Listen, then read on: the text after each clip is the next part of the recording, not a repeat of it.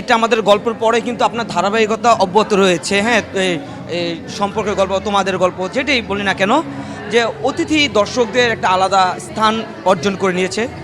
অতিথির মনে আসলে কোন চরিত্রটা বেশি তার মনে গেঁথে রয়েছে? ফারহানা অবশ্যই মনে গেঁথে থাকবে, কারণ কি এখনও অনেক মানুষ দেখলে ফারহানা ফারহানা বলে ডাকে, ওটা আসলে ভুলে যাওয়ার মতো না। ফারহানা আমার কাছে অলওয়েজ অনেক প্রিয় থাকবে, তবে অবশ্যই আরও ভবিষ্যতে অনেক কাজ আসবে, তখন হয়তো আরও পছন্দ চেঞ্জ হবে, বাট আপাতত ইটস ফারহানা। আজকে যে অ্যাওয়ার্ডটা পেলেন কাকে ডেডিকেট করবেন? এই অ্যাওয়ার্ডটা আমি আমার ডিরেক্টর মোস্তফা কামাল রাজ মামাকে ডেডিকেট করব, কারণ কি তিনি আমাকে ক্যারেক্টারটার জন্য সিলেক্ট করেছেন। এবং ক্যামেরার সামনে যখন দাঁড়ান, যখন আপনাকে অ্যাকশন বলার আগ মুহূর্তে কী ভাবেন, তখন কতটুকু নার্ভাসনেস কাজ করে, না গল্প, না সামনে কি আছে? স্যান্ডেলিনা সো, রূপচর্চায় আভিজাত্য। রাজমামা থাকলে বেশি নার্ভাসনেস ফিল করি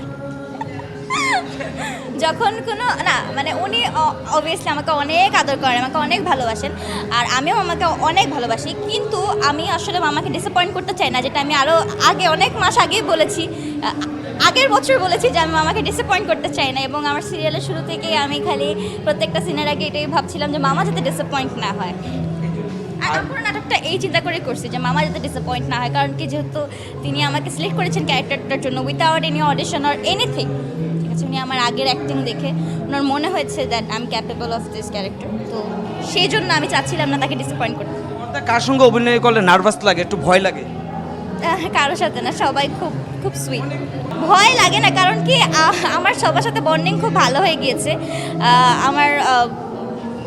আমার মামি ছিলেন, আমার মা, তো সবাই অনেক গুণী অভিনেতা ছিলেন, সো আমার কারোর সাথে ভয় লাগেনি। এবং আমার মামা যে ক্যারেক্টার করেছেন আমাদের এই গল্পে, তিনি কিন্তু খুব সিনিয়র আর্টিস্ট, তাকেও আমার খুব একদমই ভয় লাগেনি, কারণ তিনি খুব সাপোর্টিভ ছিলেন এবং প্রত্যেক মানুষ আমার জন্য অনেক সাপোর্ট দিয়েছেন আমি বলবো। কারণ কি যে স্পেসটা আমাকে, মানে আমার নার্ভাস সিস্টেম যাতে কাজ না করে ওরকম একটা সিচুয়েশন করে দিয়েছে যে না, চিল থাকো, তুমি পারছো, তোমাকে দিয়ে হবে।